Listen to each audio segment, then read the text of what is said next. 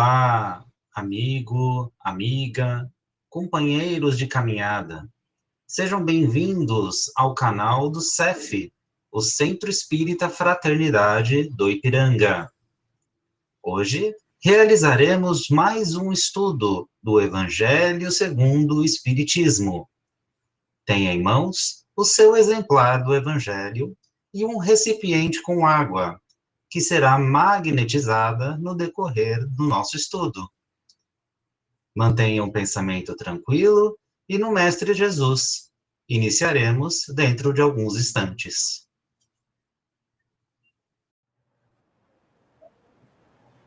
Muito boa noite a todos, sejam todos muito bem-vindos aqui ao Evangelho no Lar.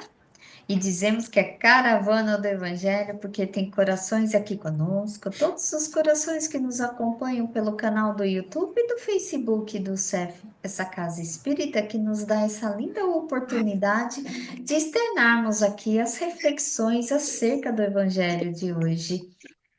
E um feliz ano novo a todos nós. Que tenhamos um ano com muita paz, com muita luz, com muita saúde e muitos estudos. E para nós começarmos o nosso evangelho de hoje, Gerson trouxe uma leitura para nós onde? Sim, aproveitando aí o início do ano, vamos pegar a leitura do livro Abrindo Portas Interiores, a leitura para o dia 1º de janeiro. Estava aqui. Eleve seu coração e entre neste novo ano com a certeza que um ano maravilhoso está à sua frente. Observe o que há de melhor surgir de todos os acontecimentos. Eu posso lhe contar que ano glorioso este vai ser. Mas, a não ser que você aceite o que eu digo com o coração cheio de gratidão e espere somente o melhor, porque sua fé e sua confiança estão na minha palavra, nada irá acontecer. Você tem que se agarrar às minhas maravilhosas promessas e tem que acreditar. Não é uma questão de acreditar com a sua mente. Você tem que acreditar com a intuição, com o saber interior que emana do mais alto, de mim. Você deve me visualizar caminhando à sua frente, preparando o caminho e tornando possível o que parece impossível. Somente o melhor, o perfeito, é destinado àquelas almas que realmente me amam e me colocam sempre em primeiro lugar. Muito bom, Gerson. Deus na frente, no comando de tudo e de todos. Então, através dessa mensagem, que possamos nós agradecer a toda a espiritualidade amiga, aos nossos anjos da guarda, os mentores que nos acompanham. Vamos agradecer a Nossa Senhora Mãe Santíssima, ela que nos envolve todos os dias com seu manto azul de luz. E a seu Filho, nosso Mestre Jesus, pelo seu amor, pelo seu carinho, pelos seus ensinos. Obrigada, Mestre Jesus. E assim chegamos até Deus, nosso Pai, nosso Criador. Agradecemos por essa oportunidade terrena. E em forma de agradecimento, fazemos a prece que o nosso Senhor Jesus Cristo nos ensinou. Pai, Pai nosso que estais no céu, santificado seja o vosso nome. Venha a nós o vosso reino, seja feita a vossa vontade, assim na terra como no céu. O pão nosso de cada dia nos dai hoje. Perdoai as nossas ofensas, assim como nós perdoamos a quem nos tem ofendido, e não nos deixeis cair em tentação, mas livrai-nos de todo o mal. E assim seja. E assim, já mais harmonizados, podemos começar o nosso evangelho de hoje. Gerson, você vai fazer a leitura para nós.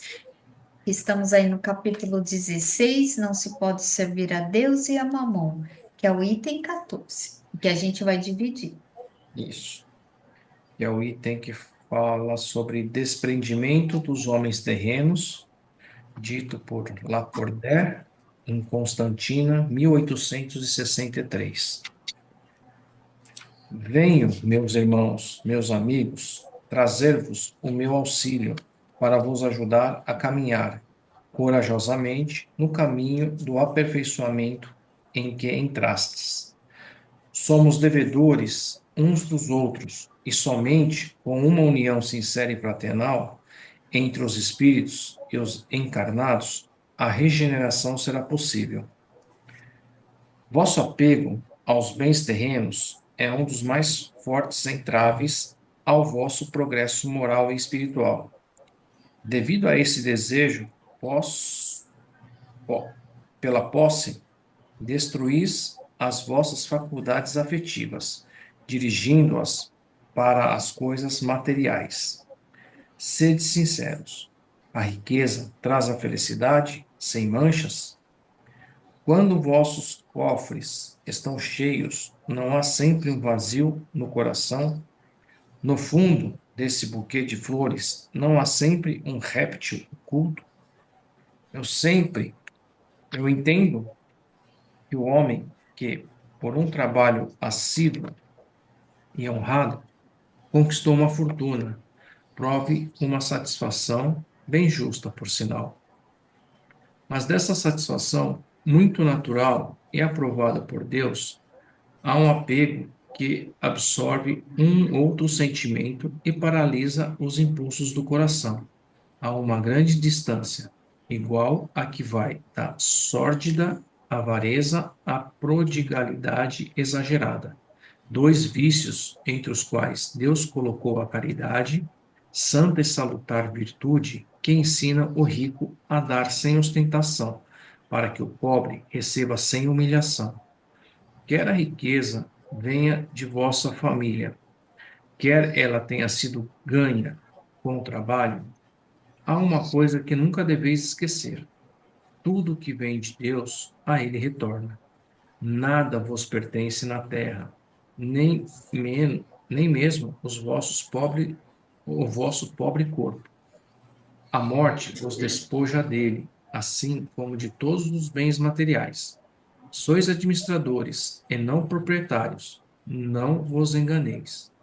Deus vos emprestou, deveis restituir. E ele vos empresta com a condição de que, ao menos supérfluo, seja revertido àqueles que não têm o necessário. Um de vossos amigos vos empresta uma quantia. Por menos honestidades que tenhais, tereis escrúpulos de pagá-la, e lhe ficareis agradecido. Aí está a posição de todo homem rico. Deus é o amigo celestial que vos emprestou a riqueza, pedindo apenas o amor e o reconhecimento, mas exige, por sua vez, que o rico dê aos pobres, pois são seus filhos, tanto quanto ele. O bem que Deus vos confiou excita em vossos corações uma ardente e desvairada cobiça. Já refletistes quando vos apegais desmedidamente a uma fortuna perecível e tão passageira como vós mesmos, que um dia tereis de prestar contas ao Senhor daquilo que veio dele?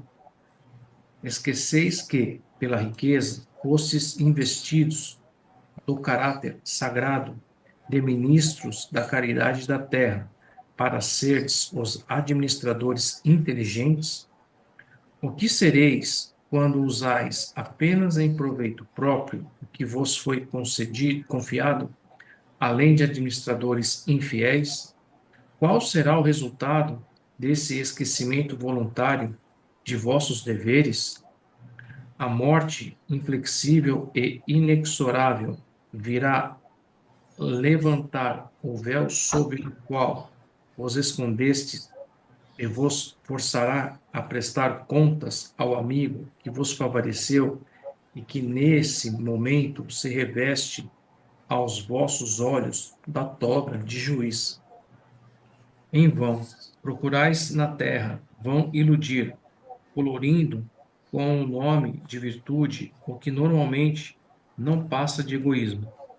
O que chamais de economia e prudência não passa de cupidez e avareza, ou generosidade, o que não passa de prodigalidade em vosso proveito. Um pai de família, por exemplo, se eximirá de fazer caridade, economizará, juntará ouro sobre ouro, e tudo isso, diz ele, para deixar aos seus filhos o máximo de bens possível, evitando-lhes a queda na miséria. É justo e paternal, convenhamos, e não se pode censurá-lo, mas é realmente esse o único objetivo que o orienta? Não seria muitas vezes uma desculpa para a própria consciência, para justificar aos seus próprios olhos e aos olhos do mundo o seu apego pessoal aos bens terrenos, admitindo, entretanto, que o amor paternal seja o único motivo, é suficiente para fazê-lo esquecer-se de vossos irmãos diante de Deus? Quando já tiver o supérfluo, deixará os seus filhos na miséria, simplesmente por deixar-lhes um pouco menos desse supérfluo? Com isso, não lhes estará dando uma lição de egoísmo que lhes endurecerá o coração? Não será asfixiar neles o amor ao próximo? Pais e mães, estáis muito enganados, se credes com isso aumentar o afeto de vossos filhos por vós, ensinando-lhes a serem egoístas para com os outros, ensinar-lhes a sê-los para vós mesmos. Quando o homem trabalhou muito e com o suor de seu rosto reuniu bens, costuma dizer que, quando o dinheiro é ganho, se sabe melhor o valor do mesmo. Nada é mais verdadeiro. Pois bem, se esse homem, que alega conhecer todo o valor do dinheiro, fizer a caridade segundo os seus meios, terá mais mérito do que aquele que, nascido na abundância, ignora o cansaço do trabalho. Mas, se, ao contrário, esse homem que se recorda de suas dores, seus esforços, se fizer egoísta, duro em relação aos pobres, será bem mais culpado que os outros, pois, quanto mais se conhece por si mesmo as dores ocultas da miséria, mais devemos ser levados a socorrer os outros. Muito bem. Então, essa é a primeira parte aqui que você deu, Gerson, para nós. E esse espírito aqui, Lacordaire, ele tem até um nome grande, é Jean-Baptiste Dominique Lacordaire. Ele, na sua juventude aí, ele se destacou. E na juventude, ele até se declarava ateu. Olha só, gente.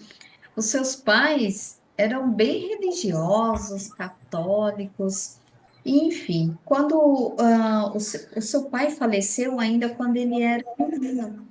E Lacordaire, ele teve uma experiência religiosa que fez com que ele fosse realmente vivenciar ali a igreja. Então, ele foi para o seminário, onde lecionou, ele ensinou ali muitos jovens e verificou que os jovens ali, eles estavam bem distantes ali da religiosidade. Então, ele fez um trabalho bem importante naquela época para esses jovens também.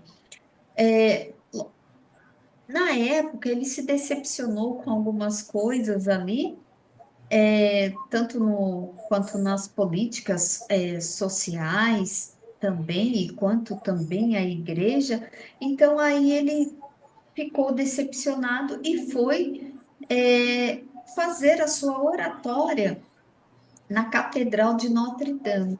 E quando ele começou a fazer esse trabalho, né, começou a fazer ali aquela oratória, ele atraiu multidão de pessoas na época. E muitas pessoas iam ali para vê-lo mesmo, o seu discurso, porque ele conseguia cativar ali muitas pessoas naquela época, que era uma época também, gente, de revolução. E naquela revolução, ele dizia que não era possível uma ordem social sem a presença de Deus. Então, olha só, e esse espírito, ele vem aqui, ele já começa a mensagem bem bacana, que ele começa assim, ó, venham meus amigos, trazer o meu auxílio para ajudá-los a caminhar corajosamente na via do aperfeiçoamento. Então, olha só, ele vem realmente oferecer ajuda e ele fala que dessa união nossa, fraternal, ele fala dessa união entre os espíritos, os desencarnados, os encarnados, essa união mesmo, que vai levar para esse mundo de regeneração.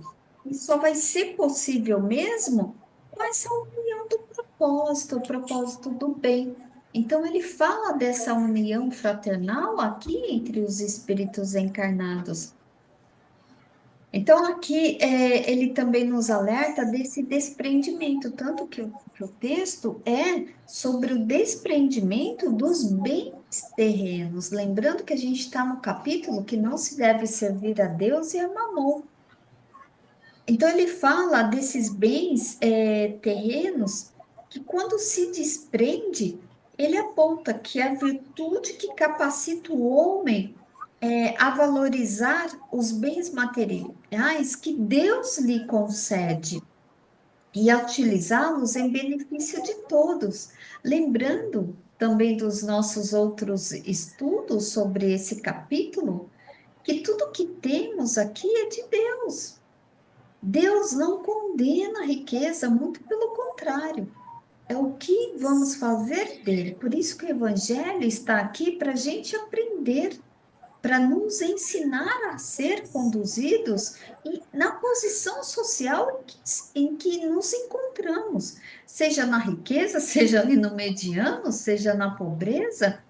Então, aqui é uma mensagem grande que a gente até dividiu, mas ela é riquíssima e clara para todos, porque aborda aqui todos os empecilhos que a riqueza traz, que pode nos levar à riqueza a uma queda moral mesmo e espiritual. Então, lembrando, Deus dá, Deus tira. E que devemos ser submissos a Deus, quando a gente fala de ser submissos a Deus, é com as leis divinas, é caminhar no caminho do bem mesmo.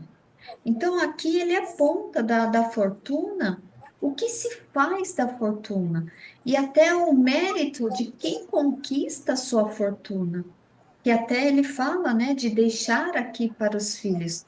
Tem o seu mérito? Lógico que tem o seu mérito de deixar para os filhos. Mas, se de repente também ele traz, nesse texto riquíssimo, ele traz tantas interrogações, né, Gerson? Você que leu aí, então tem bastante pontinho de interrogação para fazer mesmo o ser refletir sobre suas atitudes. Que aí ele faz a gente refletir. Será que quando você acumula riqueza e fala assim, para deixar para os meus filhos não passarem necessidades, será que também não está ali apontado o egoísmo, né? Essa distribuição não boa em relação a esses bens que está acumulando e que também, de repente, não está ensinando os seus filhos a serem egoístas, ou seja, tudo fica ali. Então, assim, ele traz bastante reflexão para todos nós. Então, ele faz estimativa das nossas atitudes. Ao invés da gente estar ajudando, a gente não está ensinando uma outra coisa. Então é interessante esse texto, que também a gente vai continuar aqui na próxima semana. Mas, Luciane, se abriu seu microfone, você gostaria de falar? Pode falar, por favor. Não, Não? Luiz Carlos, você abriu seu microfone, pode falar, por favor. está ouvindo bem? Sim, Nessa passagem daqui, o que mais exalta é justamente a dificuldade de, quando, perante os bens materiais, quão difícil é realmente de não ter afeto por ele, afeição pelos bens. seja pelo bem, como ele falou, aquele que trabalha e honestamente concede, mas à medida que ele acumula, aquilo lá, ele cria uma valorização maior de si mesmo e dificulta ele a dar aos outros. Então, mesmo que ele esteja guardando para os filhos, tem seu valor, porque os filhos dele também são filhos de Deus, então é um próximo. Mas a ideia maior é que a gente abra o coração não só para aqueles que estão dentro da casa, mas também fora, porque todos somos irmãos. E é essa dificuldade que a lição mostra, o quanto que nos é difícil, perante a fortuna, não ser egoísta ou saber doar com naturalidade e sem desperdício, ou seja, fazendo apenas dando do supérfluo que seria e fazendo o donativo com caridade. Então, a dificuldade está aí, mostrando para nós sobre esse lado que Jesus ensinou. O meu reino não é deste mundo. Se nos apegamos com coisas do mundo, seja dinheiro, seja ouro, não importa, é um apego àquilo que não está onde Jesus não reina. Então, essa é a lição maior que eu vejo aí, da dificuldade que é, perante a riqueza, a gente abrir o coração maior. Obrigado. Perfeito, perfeito, Luiz. Obrigada a você. E você já poderia fazer a prece final para nós, por favor? Então, vamos elevando nossos pensamentos, nossos sentimentos, reunindo-nos com o nosso anjo guardião.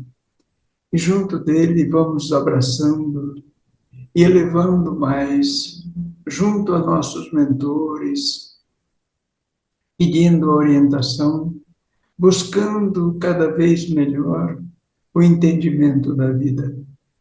E assim, vamos buscando compreender o nosso próximo, vibrando por todo o nosso planeta Terra, por todos os lares da Terra, que haja harmonia, o perdão e tudo de bom com todos eles, principalmente neste momento que nós estamos recomeçando o ano, onde o novo ciclo de esperanças que sobe muito em nós, que possamos doar melhor, na esperança sempre nova, que o renovar seja constante. E nisto vamos pedindo por todos aqueles que ainda estão em guerras, em lutas travadas dentro de si, querendo o domínio terreno. Vemos aí na lição de hoje o quão difícil é sairmos desse apego material do poder. Pedindo a todos muita paz e bênção a todos os hospitais, onde houver um leito de dor, aqueles que moram nas ruas, aqueles que sofrem neste momento da depressão, da ansiedade, do medo, nesta mudança de ciclo que nós estamos findando a nossa era de expiação de provas. Com muito amor e carinho, vamos pedindo que na presença de todos os amigos, e vamos assim buscando que nosso grupo cada vez mais estejamos unidos amoravelmente, para que possamos cada vez mais falarmos sobre Jesus, sentindo no coração todo o seu ensino amorável que ele mesmo pregou e nos deixou. Com Jesus no coração, elevando para todos aqueles que vibram em seu evangelho amoroso, por todas as religiões, pelo nosso espiritismo, pela Aliança Espírita Evangélica, pelo nosso Centro CEF, por todos os trabalhadores, por todos os assistidos e por todos os dirigentes. Muito amor, carinho e atenção com todos. E vamos buscando a presença amorável de Bezerra de Menezes e Eurípides Barçanufo para a fluidificação da nossa água, que possa estender e fluidificar toda a caixa d'água, também para a nossa higienização, alimentação, e limpeza da casa, que toda ela seja produtiva e harmonizante. Vamos assim chegando até Jesus, o nosso Mestre, amorável como sempre, que possamos compreendê-lo. Moisés trouxe a lei, amar ao próximo como a si mesmo. Ele aumentou, pedindo-nos para que amássemos como ele nos ama. A dificuldade aumenta, porque há o entendimento de amar pelo coração espiritualmente a alma. Vamos assim sentindo a alma do nosso próximo, abraçando carinhosamente. E assim é toda a nossa família. E assim vamos agradecendo a oportunidade desta reunião e que seja ensejo de renovação neste ano para todos nós. Gratidão e paz a todos. Muito boa semana.